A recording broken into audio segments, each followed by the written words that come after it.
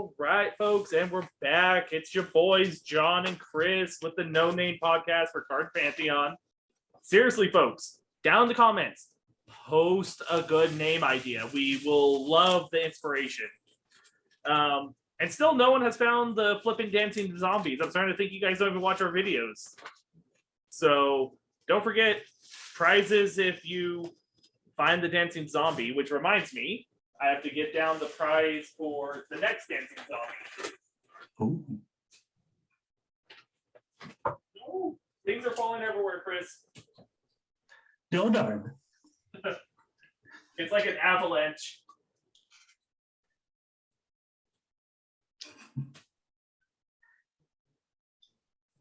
Man, oh man, I don't know how it is where you're at, but here in California, the weather has no chill. Dude, I heard it's like 100 plus degrees. It was 106 degrees yesterday, and then today it was cloudy. Pikachu V. Yep, Pikachu V. There's a Mimikyu, and also a Pikachu, and a oversized card, and some packs. Seriously, guys, all you have to do is timestamp where the zombie starts. Yeah, not too But hard. now, while we're getting all set up, I didn't buy any packs to open today.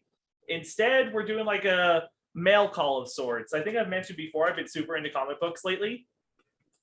And so, let me switch over to my webcam shot.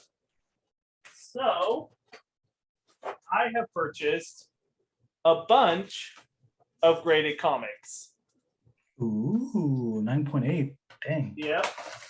So we're going to open those while we talk about the topics today, or examine some of them. Some of them I couldn't wait to open. So, No worries. Anyway, so yeah, let's get started. For this podcast, Chris, we are going to discuss the third-party market and how we actually feel about that, even though that is a big part of our business. So let's start off with the price of getting into hobbies. Do you feel hobbies have become too expensive, so to speak, or do you think they're in a good spot? I think, at least personally, because I try a lot of hobbies and then some of them just go by the wayside. Ooh, the Dark Ages. I'm scared. Yeah. So go ahead and elaborate more. Like, what do you feel like? Do you feel hobbies should be cheaper, I guess, overall, like as a general? Yeah, it's very difficult because there's this like influx curve of like getting into a hobby and then becoming like masterful in it. So like I know a lot of entry-level hobbies will have like starter kits and stuff like that to kind of dip your toes into like how it is. Like my sister is super into knitting, and it's like something I can never do. But I guess every hobby has its like its threshold sometimes, especially trading card games, for instance. Definitely. That actually, well, I mean, let's just roll kind of into that. Kind of to spin off of what you just said. I have a little bit of hobby ADHD. I'll like go really hard into a hobby and then completely sell out of that hobby to pay for another hobby startup. And I always seem to stop at almost the same point. It's like I breeze through the beginner stage because I just blow money. Then I kind of like easily make it through like the intermediate stage where almost everybody is. And then I'm finally getting to the stage where I'm getting good.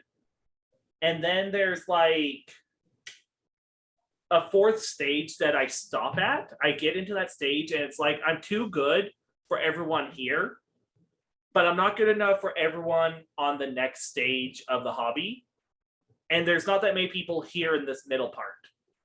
It's almost like, how to put it? It's like to cross the line, so to speak, into the next level, I either have to give up everything else in my life and just go all in on the hobby, or I need to put an insane amount of money into the hobby. Have you ever experienced that? Uh, yeah, all the time.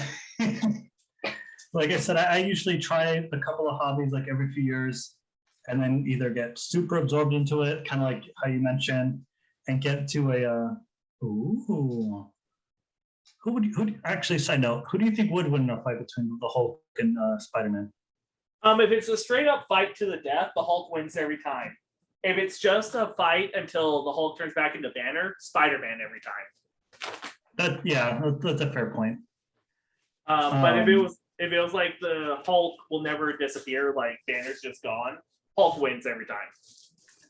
Yeah, I wonder if like comedy ever defeated the Hulk.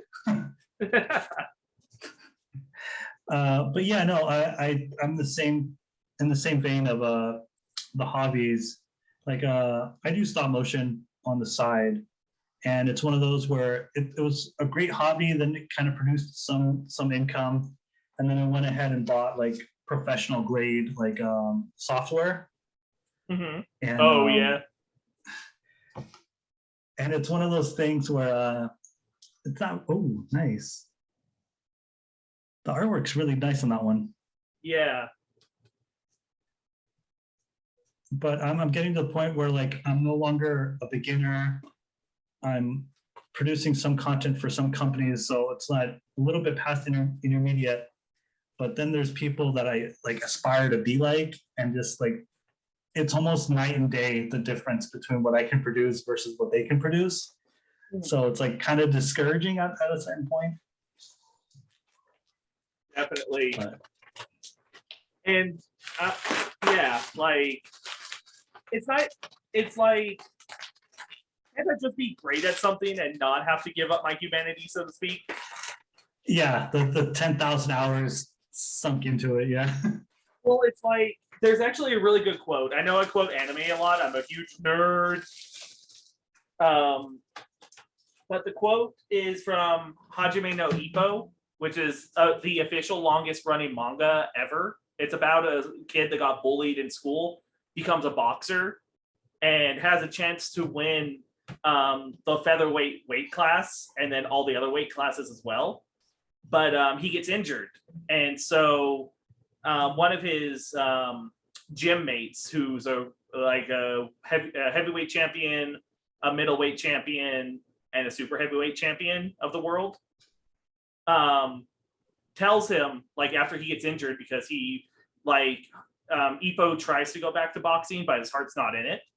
So his gym mate takes him to a riverbank where they first met, and draws a line in the dirt basically, and tells him don't even think about crossing that line unless you're ready to lose your humanity, because across that line's where the monsters live, referring to the boxers that take it seriously. And like that's really stuck with me, because it's like you're running up against this invisible wall or you're running towards that line, and then something just stops you from crossing it, whether it be your financial state, your mental state, or even just the fact that you don't want to cross that line. That's fair. Yeah. And yeah, hobbies are supposed to be fun, but then when there's something at risk or something to be gained, that's when it kind of gets super competitive. Yeah. Tell me about this. Do you ever get into a hobby because like you look at it and you go, oh, that looks so easy? Have you ever done that? Yeah, I'll have like someone show me like, oh yeah, this is how you do it. Like, oh, I can do that, and then yeah, get head over heels for it. 100% every time. That's me, and I don't want to brag, but that's usually what I find until I hit that invisible wall. Like getting into the hobby and becoming competent at it has always been easy as all get out for me. Mm-hmm. But then all of a sudden I hit this wall where it's like, I am really good. I am better than like 90% of the people around me. I'm not even afraid to say that. But then it's like, there's this point where monsters occasionally trickle into where I live.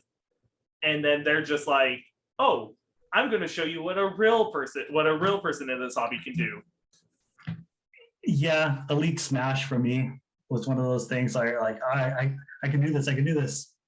And no, there's some people that have dedicated hours upon hours to just play this video game, and it's like at that point, I don't even think it's fun anymore. Yeah, and it's also like I don't know, like I don't know about you, but I almost feel bad when I try to cross over because it's like, who am I to say? How arrogant am I to say I am better than this person? Yeah. I don't know. It happens to me all the time at Yu-Gi-Oh tournaments. Like I'll do really well, like I won $1,000 tournament essentially, but then all of a sudden somebody will come from like out of town or something because he's traveling through, and then I'll just get completely annihilated. You know? Yeah. And I don't know. It makes you really question why you're even in the hobby in the first place. Yeah. No, it's difficult, but I think something's killing. Oh no. Yeah. So horror comics have become very popular as of late. And Something Is Killing the Children has been in talks with Netflix about getting its own show. So, yeah, getting in before it gets too hot. Yeah, exactly. The reason I started getting into comic books, honestly, is exactly what we were talking about.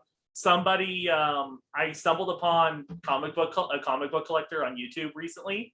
Watched like I don't know, I'm gonna say like 100 of his videos, not even lying, and went, oh, this is so easy. I could definitely get into comic books. And then so went onto eBay. Not all of it's eBay. Some of it I found at yard sales and stuff like that. But went onto eBay and bought a bunch. And this is what I messaged you about a couple days ago. Remember I told you I had a story for the podcast?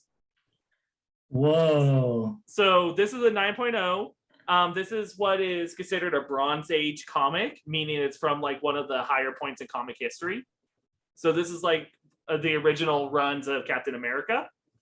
I thought I was getting a good deal. You know how they say if it's too good to be true, it probably is? Let me switch cameras. Oh no. Let's see here. Okay. I have no official proof that this thing is faked, but actually, let me grab another one first. All right, so this is a CGC, what they call a slab. It's graded. I can look up on cgc.com and put in that serial number right there, and it'll come up and it'll tell me how many are graded at this particular rating. And it's sealed like all the way around. It's like vacuum sealed. The comic's inside of a bag in here and everything. And there's also a sticker up here. Oh, that's interesting, actually. I just found out something else. It might be hard to see, but this one from CGC has white lettering behind the black lettering. Do you see that? Oh, yeah. I can make the outline of the C on it. Yeah, kind of like a watermark. So, first of all, this one does not. Do you see that? Yeah. Or not. Secondly, this looks a little bit more faded than the other ones. And then lastly, I could pop this fucker open with my fingers. Oh, bummer. Yeah. So and also this sticker bit is on the outside instead of sealed in. I reached out to the guy, confronted him, and he said, it's really shitty of you to say I sold you a fake copy. And I reached out to eBay. They said the only way for me to get my money back is to return the item. So I got a little bit pissed. Not because I have to return the item, but because that means that fucker can do it again. Yeah, that fucker can resell it again. And maybe somebody doesn't look at them as hard, or something. So that means someone in theory could pay more money than I did for this and get a fake slab, thinking they have something worth a decent chunk of money. Yeah, that's why you should only get through like reputable places like, cardpantheon.com. Yep. No, I mean, that's an excellent point. Perfect segue, too. But I'm glad I actually looked at this because, yeah, like this is like really different, actually, now that I look at all these other slabs. Like all these other slabs have uniformity to them. But this thing is just, yeah, no, this is not right. Yeah, that should be one of those inquiries that they check in and make sure that the seller is verified. You know what I mean? Yeah. And I mean, I might be wrong because when I look, so this comic does come up, the barcode does come up, but who's to say he didn't have an actual copy of this graded at 9.0 and then just And print it's this label swapped. off? Yeah. That's true. Oh, the other reason I don't think it's a 9.0, there's a big smudge up here. You can see that black mark, like right there. Oh yeah, on There's the like a top, huge very top. Yeah. smudge on the very top, and it bleeds over a little bit Oh right yeah, there I can see to the it like cover. clearly. So, yeah, actually, you know what, Chris? You know how I get into hobbies like crazy? I might learn how to properly grade comics and cards, and we might open up a part of Card Pantheon that verifies authenticity. The people deserve it. The people need it. They do. I think that might come in the future. Who knows? We'll see if we have time for that. But yeah, so that's what I've been into, and that was the cool story I wanted to share about the comic. Yeah, get your stuff from a reliable source. Yep. Which actually segues perfect into what we have next on the list. How do you feel about like aftermarket sales? So like clearly Card Pantheon deals exclusively in aftermarket sales. Like we buy stuff at a low price, sell it for a slightly higher price. That's how we make our money, right? But how do you feel about not just that, but also like people who go out to the store, buy like every single card on the shelf, and then wait until the scarcity hits and then upsell it like scalping? I think, especially with Card Pantheon, we provide a service, obviously, and I know not everyone has the ability to just buy packs and hope that you get what you want. As far as the scalper hunter situation, I always kind of frown up upon it, like someone taking the whole share of everything and then rooting for everyone else. But yeah, no, I again look at your seller, look at the reviews, and just go with your gut instinct. Honestly, don't lend credence to these people that kind of manipulate the market or again sell less than subpar merchandise. For sure. Like I think I talked to you guys about that. Like I got really pissed off at customer service for a company that I recently had to deal with like 5 or 6 months ago when we started this whole venture. And I think I talked to you about how I don't want to create the customer is always right mentality in our company because I don't believe the customer is always right. But what I believe is that you should provide a product that is so good that the customer doesn't have a reason to have to be right. That's a good philosophy. And I mean, again, we're all human here. We do make mistakes, but we always want to do the right thing. Yeah, exactly. Like I always like there's a lot of behind the scenes stuff that you don't necessarily see, but I always I don't argue with the customer, but like we've had a few people that demanded a refund for the cards that we've sent. And I don't immediately just do that. And that's because I don't want customers to come back thinking they're going to get us to bend over backwards every single time. So what I do is I legitimately have them take pictures of the product to show me. And if I can't prove otherwise, then I'll give them the refund. But I want to create an environment where our product is good enough to where that doesn't have to come up that often. Yeah, no, I mean, there's so many factors, but the fact that we do the best that we can, I mean, absolutely. How do you feel about companies stepping into the aftermarket space? So like, for example, me and Amanda used to be annual pass holders at Disneyland. If I still had an annual pass and I went and bought a annual pass holder exclusive item at Disneyland, I technically cannot resell that item. Otherwise, I can lose my annual pass. I heard about that program. Yeah. Yeah. Now it still happened. I'd like to mention it still happened because Disney doesn't have the type of resources to track everyone with an annual pass like that. Yeah, that's gosh, I'm like in between. Like I understand that you want some exclusivity for the people who spent the extra money for it. And you know, if it's part of the terms and services that they put out, I can kind of see where they're coming from. But it's my item. I bought it. So you're telling me I should be able to get in trouble because I decide a couple years down the road to sell it at a yard sale?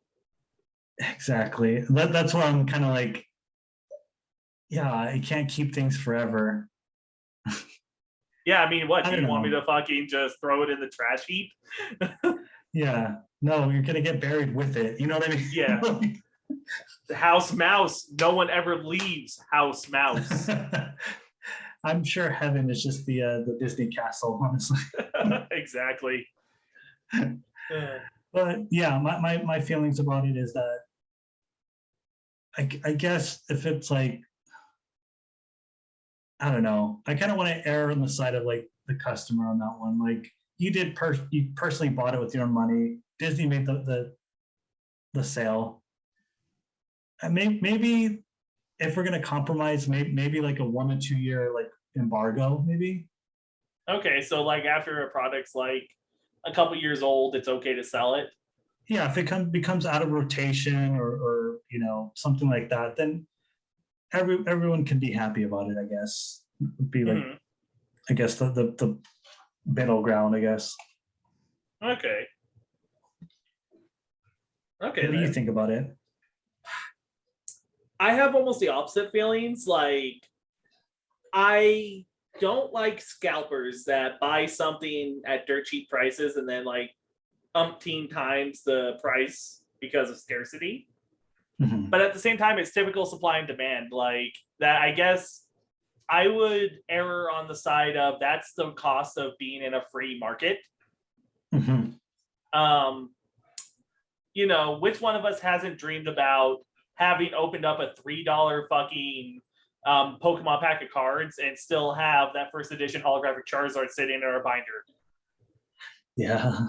You know, all right, actually, Chris, tell me, if you opened up, if you went out and bought a single pack of cards, and for some reason that pack had like a 1 in 10 million chance of opening this card, so that card was worth like $1 million, look me in the eyes and tell me you would not sell that for $1 million or more. Yeah. Yeah. So you would scalp. You would be a scalper. But with the heart of gold, John. I don't But know. do you see what I'm saying? Yeah, I see what you're saying. It's that's why I have a hard time with this, because I have a firm belief that everybody can be bought. It's just everyone has a different price. I think I've mentioned this. Let's talk about this for a second.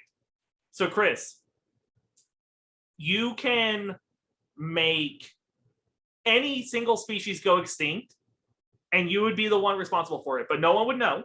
Only you would know. And you can't do mosquitoes or humans. So it could be any other species except for mosquitoes or humans. What would your price be? Guy walks up to you with $10 million and says, Chris, pick a species to make go extinct right now. There's no other consequences. No other animals get hurt in this or anything. Just that one species no longer exists. Good God. I'm gonna say no. And there's a distinct difference in this logical fallacy, is that one, scalping cards is different because no one's getting hurt, but I'm not big enough to know what ramifications my one choice of genocide would be. The guy tells you, the guy is essentially God and says there's no other ramifications. Just one animal ceases to exist. Not one species, sorry, not one animal specifically. Yeah, no, I'm sorry, God, but I thought you didn't make mistakes. No, but $100 million, Chris. No, because like $1 trillion, Chris. I feel like watching too many TV shows. It's like that reverse genie thing where it's like, oh, if you make a wish, you'll grant it, but some weird adverse thing happens. No, I'm gonna pass. $1 quadrillion, Chris. I don't even know what. You'd be the richest man in the world. You'd be richer than most countries. Yeah, you could do so much good with that money. All those species' blood are my hands, and it's one species. It's one species. No. No. What's your price, John? Oh, we talked about this at work actually. My price is about $15 million, and I would make axolotls go extinct. Why? So the reason axolotls came up is because I brought this up because once again, I'm a firm believer in everyone has a price. It might be higher than mine, it might be lower than mine, but everyone has a theoretical price where if it was met, they would lose their morals. It might not be money. It might be stuff or quote unquote powers to do something, you know? Sure. But my reasoning, the reason axolotls came up is because Amanda loves axolotls. She's always wanted one. Now that we live in Colorado, we might actually buy one when we buy a house because they're legal here as pets. My coworkers knew that. And they said, John, you're telling me you have a price to kill axolotls. I was like, yeah, I have a price to kill axolotls. And then some people started throwing out numbers. And someone said about, I think it was 15 or $20 million. And I was like, yes, I would make axolotls go extinct. And my reasoning was, number one, I could set up my friends and family for life. And my friends and family are more important than like a lot of other things to me. But then number two, I can take that money and save so many other species with it. It sucks that axolotls had to die for that, but species die every day. If I can even take like half of that money and save one species from going extinct, wasn't it worth getting rid of another species for that? On top of all the other good it can do? I can see the reasoning, the philosophy, and all the gears turning. But like, what's to say that in a separate timeline, if axolotls were to live, that scientists would eventually figure out like, oh, their regenerative properties are done a certain way that we can do this with humans, and that version of John lost his leg, and he's like, oh my god, an axolotl saved my. Or it has free radical cells that cure cancer or something. But definitely, those are all possibilities. John wanted 15 million. those are definitely possibilities. But I don't deal in what ifs in the future because I can't control that. What I can control is the things that I can physically touch. So if I could make sure, like, Chris, you had a studio to do all your stop motion stuff and you could actually open a business doing that, it'd be well worth it to me. If I could guarantee Jake could open up whatever business he wanted to, or Aaron could open up an IT business. Yeah, it'd be worth it to me. Because, like, in the end, there could be a lot more good done. If we're all in positions where we don't have to worry about money, for example, we can volunteer our time. We can donate more money to better causes. It's the trickle-down effect. Not only do I, in theory, have a couple million to devote to a different cause, but then, in theory, everyone else that I affected has more free time to give or possibly more money to give. Okay, yeah, I totally see that line of reasoning, honestly. Yeah. But let me put it on its head. What if like after you made the deal with the entity, yeah, he gave you the 15 million. He gave you the 15 million. What if you had to look every single axolotl in the eye as it started disappearing, a la Thanos now? That'd be fine. I'd be okay with that. Yeah, but they're always smiling. Imagine like every single one of those axolotls just frowning like, man, I don't feel too good. What's happening, Mr. Stark? I don't feel too good. And then you saw its little webbed hand just like disappearing. Wouldn't that like man. burn your soul? I think I could live with it. It's hard to say. It's, it's kind of like the question of, the train tracks barreling down, and it's either going to hit like 1 million people or one person, but you have to pull the lever to make it hit the one person. Mhm. I like to say the logical thing is to not let 1 million people fucking die. But Yeah. I don't know. I like to say I can live with that choice, but there's a lot of psychology behind that. It's the same thing with carrying a gun for self-defense. It's all fun and games to say that you could pop someone, but then all of a sudden you pop someone because they were hurting you. You were in your right. Let's pretend there was no question. It was self-defense. It was 100% self-defense. You still have to deal with the mental baggage that you took a human life. Yeah.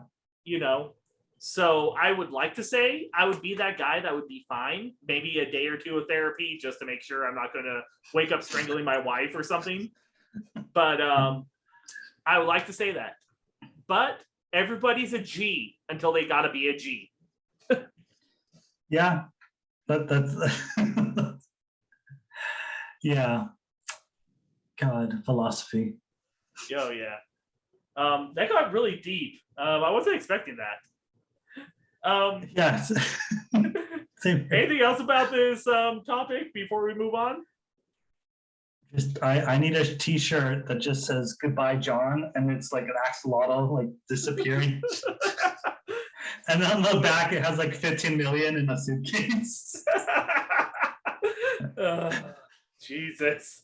Yes. But real quick, people in the comments, what would be your price and what animal would you decimate for that price? Well, you can't word it really like that. Decimate, it sounds so bad.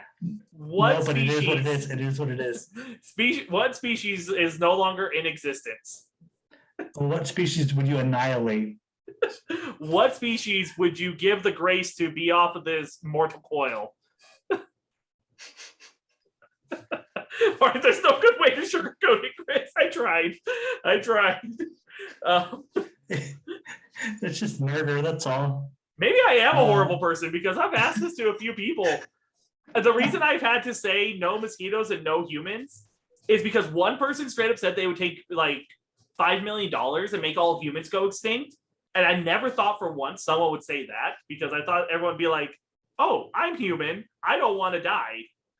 Yeah, if you get phased out, then what's good is 5 million. Yeah. Yeah, but that was their point. And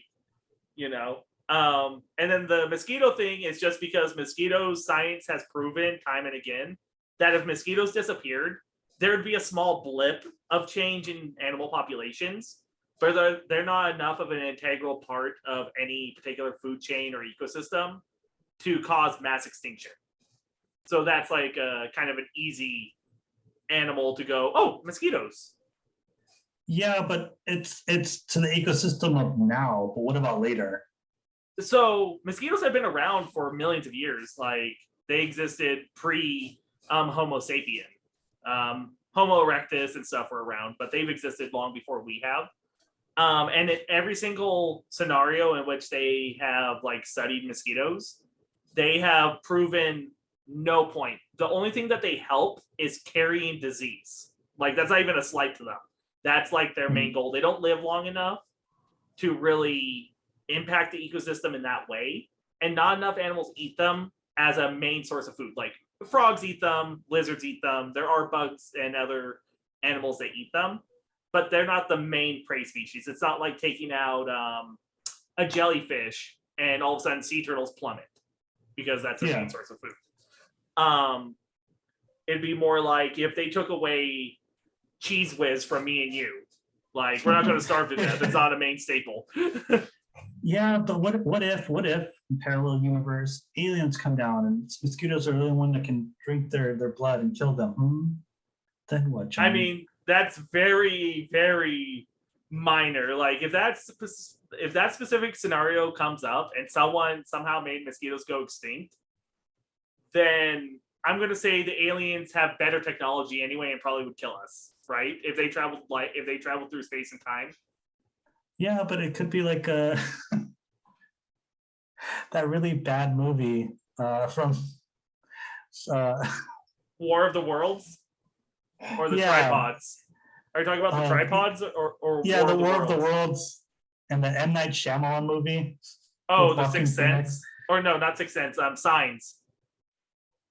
Yeah. Or they're weak to water. They're just Yeah. going to be weak to mosquitoes, John. And Oh, you and your jeez. $1 million will. Oh, Jesus. But yes, let us know in the comments. I'm super curious. Or do you think John's wrong? Do you think you do not have a point or you do not have a price? Like your morals are just so solid. I'll even swing in the pot. Hang on, one more time, Chris. It's not monetary. You can make any one thing come true, except for wish that animal back into existence. So you could literally, Chris, look at me. No tricky genie shit. Whatever you want, whatever you're envisioning, not what you say because words can be hard, but whatever you're envisioning can become reality. So I'm gonna say you just can't bring people back from the dead. But you can do anything else. Just have to kill a species. Yep, one species, and it can't be mosquitoes or humans. You know what, John? No, I'm not gonna do it because again, I'm just a lonely human, and I don't know what the ramifications of anything bigger than me, and I don't want to be the one that. 100% guarantee, no ramifications, nothing. No, it's not even worth the risk. Okay. Yeah, I mean, it'd be cool to have superpowers. It'd be cool to have all that stuff, but at the end of the day, I don't want anything to compromise who I am.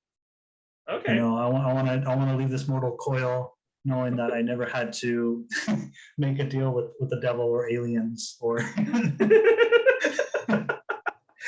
and that should be on a shirt. Okay. Fair enough. All right. Good talk about that, Chris. Yeah. So we've gone over quite a few things. I have a few more things I wanted to discuss this podcast. So I mentioned I have hobby ADHD where I jump around like crazy. Do you think you have hobby ADHD? I think it's an acute case of it. Like there's times where I think of something and it's like, I wonder how easy it is. And then I'll go full ham on it. And then just as quickly as it came, it kind of goes. Like I was super into claymation for a while. And like I would make little like figurines and stuff. Yeah, and then I it's remember like, that. At a certain point, it's like I should be doing stuff with my life. Because that hobby started like enveloping everything. But Okay, so you think if you do, it's a very minor case. Yeah, I will find something that I really like and I'll explore every angle of it, every facet of it. So like an almost like scary degree, and then something else will happen. I'm like, oh, what's this? And then I have awful hobby ADHD. Let's see, hobbies I've gone through. Can we count career choices as a hobby? I think hobbies you do like as a luxury thing. Like I think jobs are like necessity, I think. Okay. So then in that case, I went from like Pokemon cards, let's say trading cards. I'm not going to talk about all the games I've jumped to, but let's say trading cards, to video game collecting, to designer clothes. There was a stint where I spent a year learning about men's fashion. And I bought like a suit and tie and like I became very pompous for a little while to the people at work because we had suit and tie Thursdays, and like so we'd come in our suit and ties. It started out as a joke to scare our boss to make him think we were having other interviews and stuff, and then it just became a thing. But I got to the point where I would start talking about like the hem on my pants is stitched in such a way that it's like the hem's removable and easily re-sewn, and that's like a big deal in men's fashion. But to the average person, it's like, what the fuck did you just say, John? Or is that when you pulled out your monocle and started cleaning it? Kind of, yeah. No, not quite that bad, but it was like, you know, or I was talking about a double-breasted coat versus a single button coat, you know, pompous shit like that. And it was like that for like a year almost. Like I still have some of the fucking fancy shit that I bought during all of it. And I never wear it because when the fuck am I going to wear that? I work in a fucking aquarium, for crying out loud. And then I sell cards. Like, when am I going to wear a fancy suit and tie? But yeah. And then from there, I went in heavy, not into just game collecting, but specifically retro game collecting, which is like insanely expensive at some point. Yeah. Then me and my wife got married, and we're like, yeah, we want to have kids someday. And I didn't want to become one of those parents that just ignores the kid and plays video games all the time. So I got rid of all that. Got rid of my gaming PC. I still have my gaming laptop, but got rid of like all the other gaming stuff. And bought a sensible MacBook and a nice tablet, and that was it. That was going to be it. Then I got into drones. I bought a drone. I remember that. I got super into drones. I convinced myself I was going to get like a really nice DLRS camera and like do like nice drone footage of weddings, but also take pictures at weddings. So I got super into photography during that period. Then we moved to Colorado, and I got rid of all that stuff because I was like, I'm not going to do that. And then I got back into Yu-Gi-Oh! And other trading cards. And now I'm getting into comic books. Here we are. Full circle, really, because it was my first hobby. You just went soul searching for what you want to do. But I don't know. It's something really nice about just having comic books. I don't know why. The artwork's really cool, actually. I've never been really into art before, but it's kind of cool to see what people have done. Yeah, and you're gathering pieces of history, you know what I mean? In an abstract sort of way. Yeah, so that's my hobby line. Do you have any hobby lines that you want to discuss before we move on to ending this podcast? No, I mean, the one hobby that I always started out with was stop motion. I remember asking my mom for my 7th birthday for a camera. It was what was it? A Digipix or something like that, like a really cheap camera that was like a 2.0 megapixels. Oh, geez. And I remember doing an artist mannequin. Like I think this is the original one I actually had back in the day. Oh. And I just took pictures little by little by little by little, and then just strung it together on our HP Pavilion computer. And just thinking like, I don't know if I'm into this, but when I first saw it move like that, it was like magic. That's great. So yeah, that was a hobby that always stuck with me. For sure. My first camera was a flip camera. Do you remember those? They had like the little USB that flip out of the side. That flipped out? Oh yeah. That was my first camera. To edit with it, because it came with its own editing software, but you had to say powered by Flip. Like it wouldn't let you get rid of that watermark. Oh, the watermark. That's right. Oh, yeah. I'm sure somewhere on YouTube I shot, because I didn't have like proper like screen cap software, because that wasn't just built into every device yet.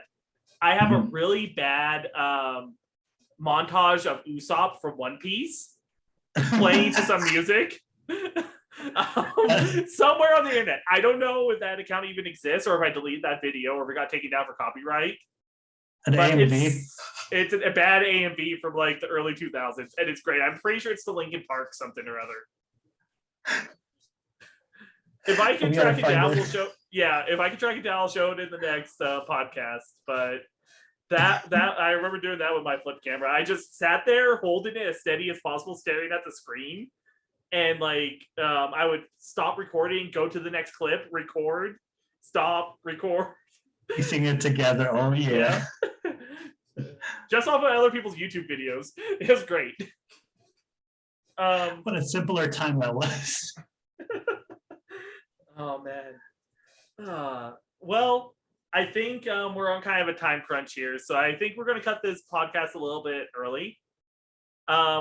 Real quick, a couple of shout outs. First of all, the nerd of the week. I don't think he needs an introduction or an explanation. Robin Williams. Oh yeah. Like, he brought a smile to all of our faces. He was dealing with some really dark shit on the side that none of us even knew about. But, like, he was a huge fan of Legend of Zelda. He named his kid Zelda, for crying out loud. And many other nerdy aspects. And just overall seemed like a pretty genuine dude, you know? Yeah, I mean, his work is indelible. And I mean, to live with that much passion and everything, very few people would have done some of the stuff that he did. So, yeah, For sure. I do miss him every now and then. Oh, yeah. Every once in a while, I forget, like, that he's gone, you know? But, yeah. So, but we've taken up enough time. So just my daily shout out to Post Malone Senpai. Please notice me. Have your people contact my people, aka Chris. And I'm on the left, right? Yeah. We'll get it figured out, and you can join us. So, any closing words, Chris? You know, always go with your best buds, cardpantheon.com. Honestly, we're all here. We're all here to support you guys. And yeah. And don't forget, timestamp down below where the dancing zombie is. He's gonna be somewhere around here. Ah! Yeah, and don't skip the video. Listen to us. Listen to our soothing voices from NPR. Yep. Here, I'm gonna get really close. I'm gonna get really close and whisper. Can you hear this? We're doing a pledge drive here. Okay, man. Well, thank you for joining us. Peace out.